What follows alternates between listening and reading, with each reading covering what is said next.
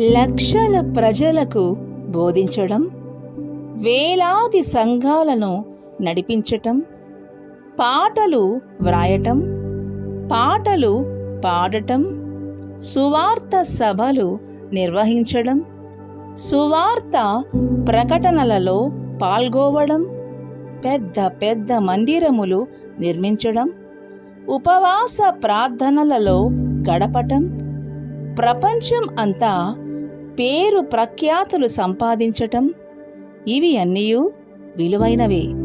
అయినప్పటికీ ముఖ్యమైనది ఒకటి ఉంది.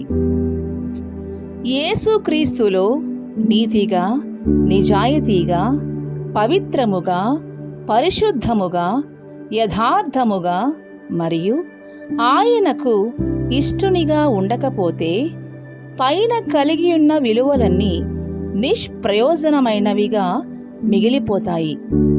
మానవుల హృదయాలలో స్థలము కంటే దేవుని హృదయములో స్థలం సంపాదించటం, పేరు ప్రఖ్యాతులు కంటే క్రీస్తులో స్థిరముగా నిలబడటం, బోధించడం కంటే పవిత్రముగా బ్రతకటం, మనుష్యుల మెప్పు కంటే మన కొరకు క్రీస్తు పలికే సాక్ష్యము పొందడం, సేవా జీవితం లేక విశ్వాస జీవితం ఆరంభం నుండి ముగింపు వరకు క్రీస్తుకు అనుకూలముగా బ్రతకటమే స్థిరమైన గొప్ప జీవితం.